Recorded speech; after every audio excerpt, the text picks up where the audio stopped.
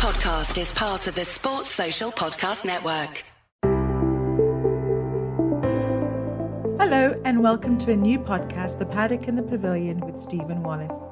In each show, Stephen will interview someone connected to the world of horse racing or cricket. In this episode of The Paddock and the Pavilion, I'm back with Ebony Rainford-Brent, the Director of Women's Cricket at Surrey County Cricket Club, to discuss her exciting new ACE programme and also to talk about the return of international women's cricket between England and the West Indies, which starts on Monday, the 21st of September. I hope you enjoy the show. Hello, Ebony. Welcome back to the Paddock and the Pavilion. Hi, thanks for having me back. I appreciate it. Right, today we're going to mainly concentrate on your exciting new ACE programme at Surrey County Cricket Club and what that means for the game of cricket, and also the return of international women's cricket, which starts on Monday the 21st, with England playing a 5-match T20 series against the West Indies. But firstly, I can see you're back home, so with your drum kit in the background.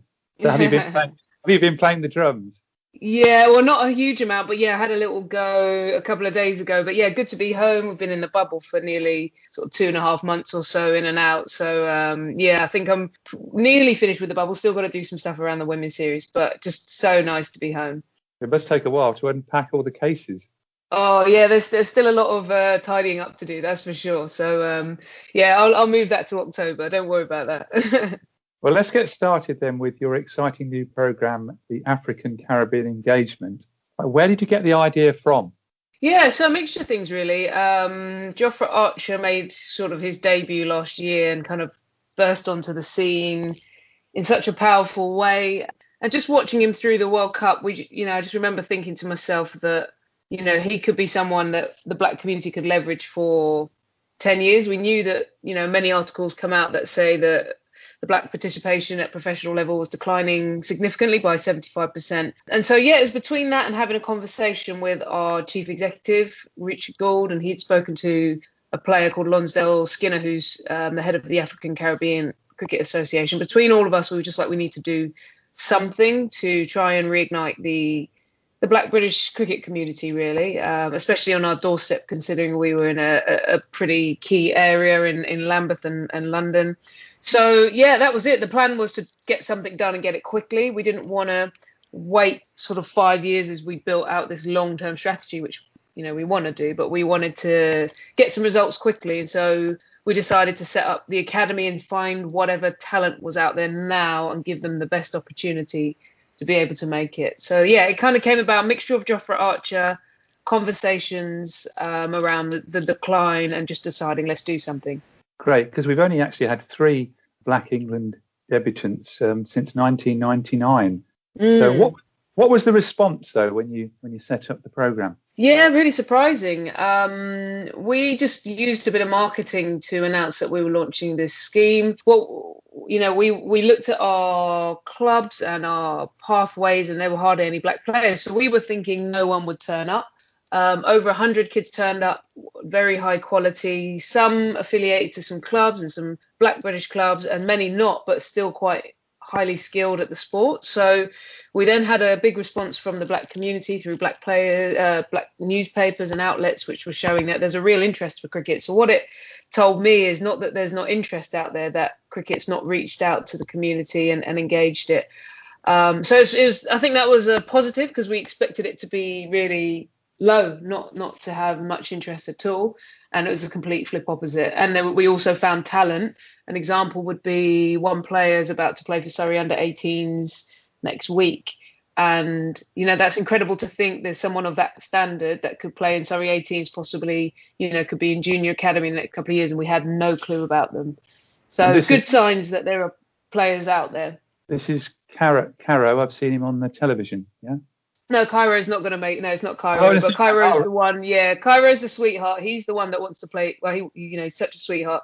He wants to play for England. Yeah, he's done a few pieces. He did one for BBC. So he's in the academy, in the ACE Academy. He played in 2 matches, and again, he's got a couple of years in the academy to push it as hard as he can. So who's the lucky man who's getting into the academy then? Yeah, young kid. Well, because I don't know if I can say it because of data. I haven't checked with the parents. But I'll tell you, if we do a story on him, which fingers crossed it all goes well, then we'll announce that. But it's just one of those, you wait till, you don't want to give kids names out without checking with the parents and stuff. No. But he's done really well, and we're quite excited to see him. Was it a mixture of boys and girls? Yeah, we struggled with the girls to an extent. So we had 7 girls out of 100 turn up, which is a lot lower than we want. We didn't expect 50-50, but we were hoping for maybe 25-30 girls. And 2 have been selected on the ACE Academy. So that tells us that there's work to do, I think, in the female space, in the Black British females. If we look at the culture in the schools and who's playing and stuff like that in our community, I don't think the girls' schools or the girls get as much access. So that's down to us now to go out and start that pathway. So good we got a couple. A young girl called Natasha, you might have seen a video about her. She was just so passionate about it and loves the game, and just pleased that she made it. And there's one more girl, but we realised we've got a bit of work to do to engage the Black British girls. 24 young cricketers joined the academy, which was originally intended for only 16. But as Ebony said, the quality was so good, they upped the figure.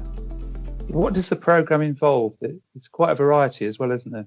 Yeah, the academy itself is like a traditional academy. So, I mean, COVID got in the way, so we haven't rolled it. It's not been ideal, but the plan is, you get your one-to-one coaching support, your group training, psychology, personal development, everything that kind of goes, strength and conditioning. So everything that goes into a traditional sort of performance program.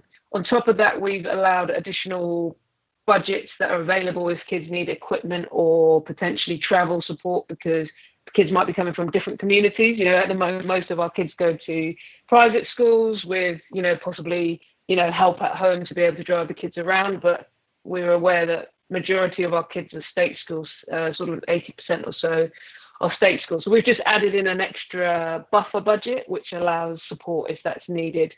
So that's kind of part of that. And then on top of that, we're looking to roll out this winter a community program, which is going to run as well, which is going to go into the schools in the high density Black populations, create community clubs, and then also have talent ID so that we can find talent within the community and give them every opportunity to progress.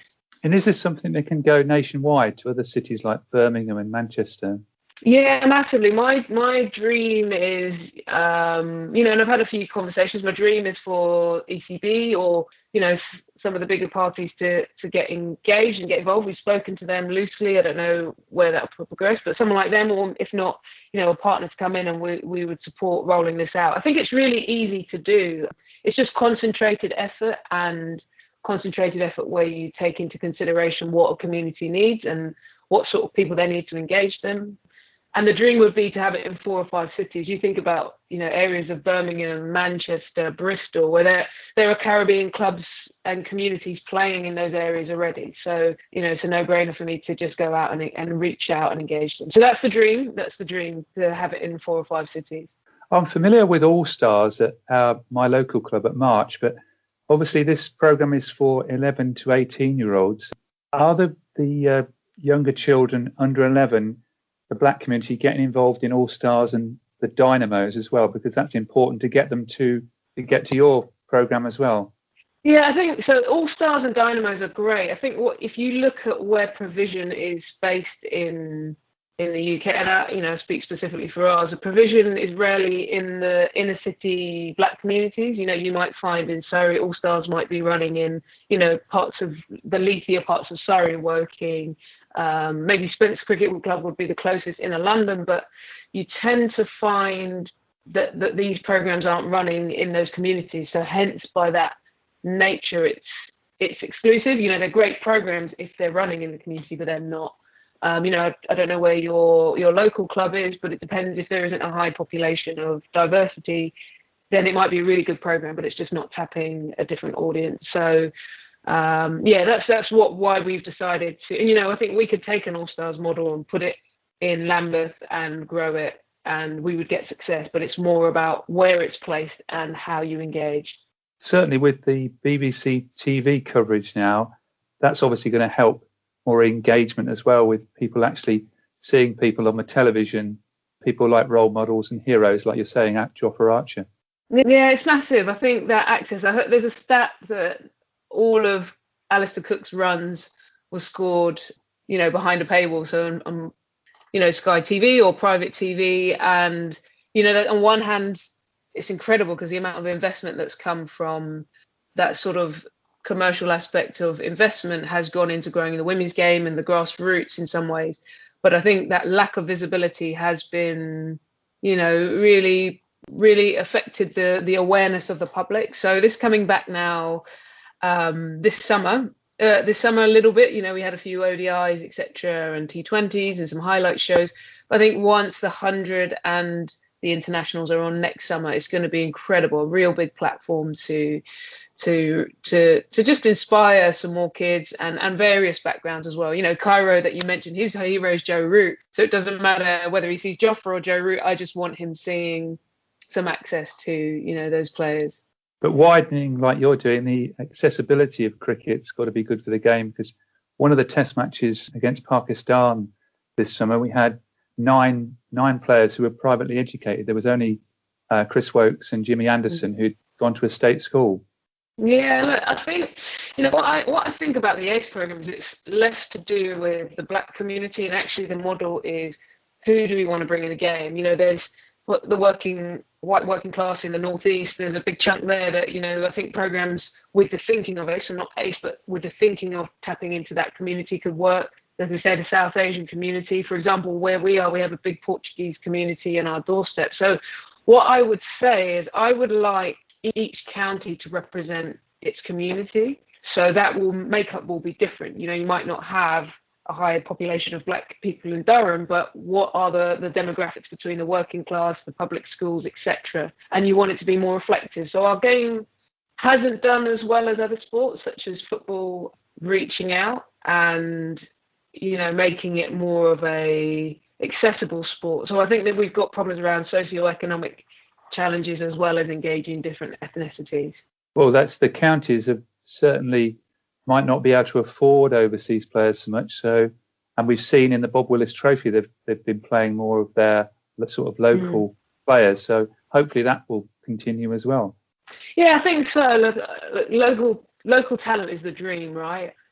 You just get behind, if someone's come through a structure and a system, and you can say to a young kid, look, that person went to the school you did, or went to one of these schools, and look, that whole narrative of locally produced talent is brilliant. Like you say, with the coal pack, that might be affected through Brexit, which might mean there may be less access to overseas players, or potentially like that. Then you're going to need to really crank up your investment in producing local players, and you'll be rewarded for that. So I think it's brilliant.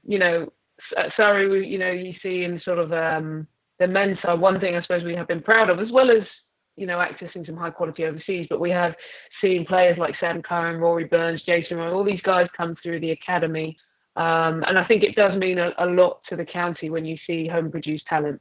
Certainly. But changing tack now, looking ahead to presumably your next time in a bubble, are you going off to Derby?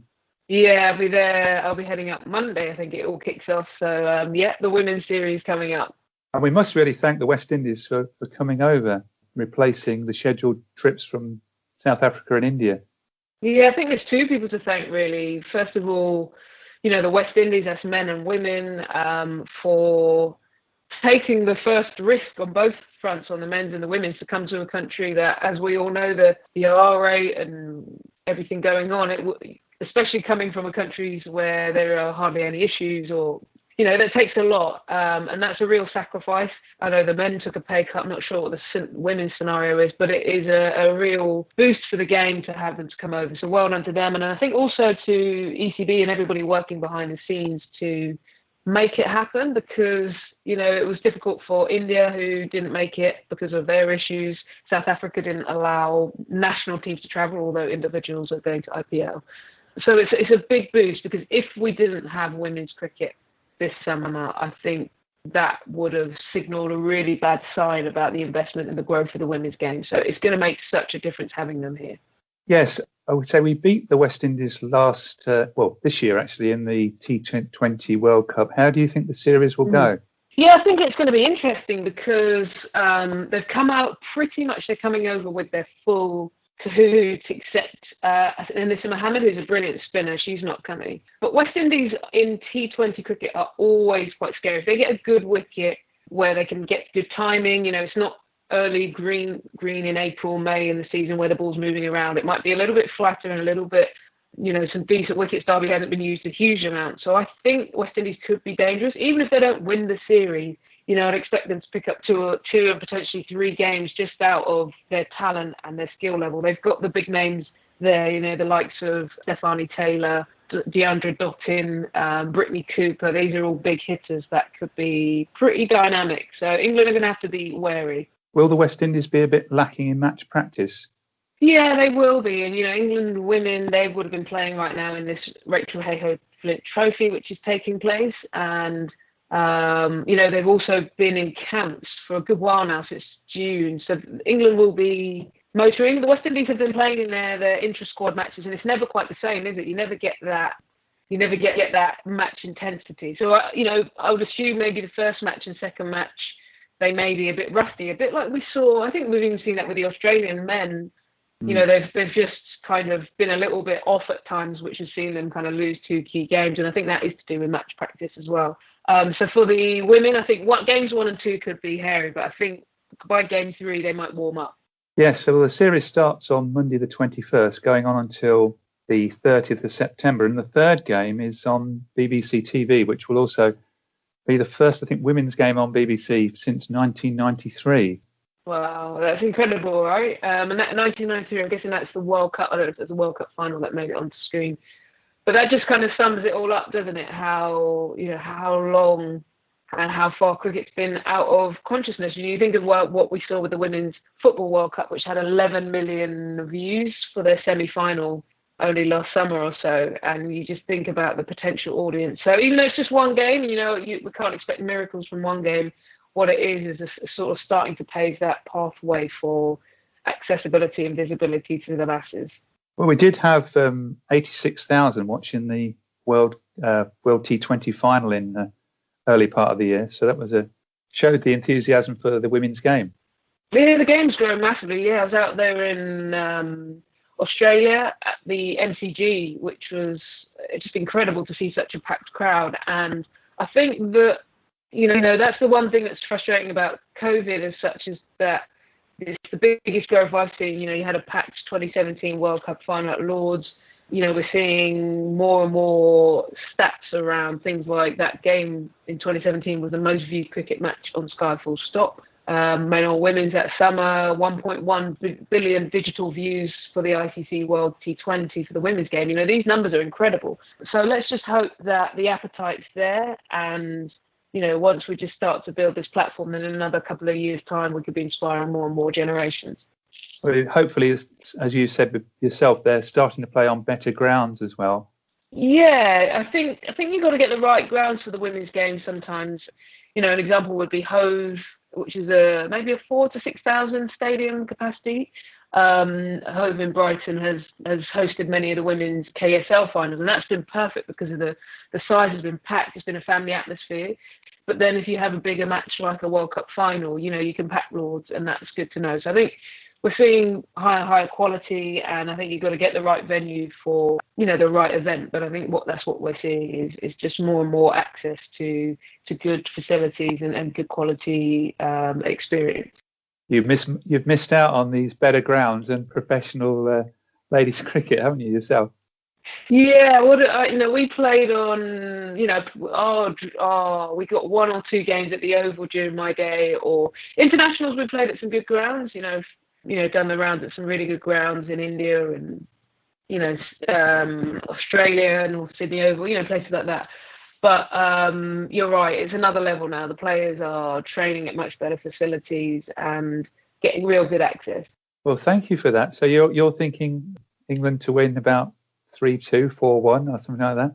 Yeah, something like that. That sounds about right. 3-2, 4. If it's 4-1, that one of the games will go down to the wire as well. Well, thank you very much for that. And you'll soon be going back to another bubble. So you've still got a chance to sample some of David Lloyd's slow gym before you go back. Yeah, I've still got a little. I actually, he brought a few to a quiz. and I asked him if he didn't mind, and I just stole the dregs of it. So I've got 3 bottles with dregs of different types of his sloe gin and gooseberry vodka. So I'm set. Well, don't drink too much of it. But, I'll try not to. Well, thank you very much again for being on the Paddock and the Pavilion, hearing about your exciting ACE programme, and good luck with that. And the best of luck also when you return to the bubble sometime at the end of this week, I guess. Thanks so much, Stephen. Great to have me on again. Thank you. Thanks very much. Thank you for listening to the Paddock and the Pavilion. You can download the show on Apple Podcasts, SoundCloud, Stitcher and Spotify. Follow us on Twitter and Facebook at The Pad and Pav.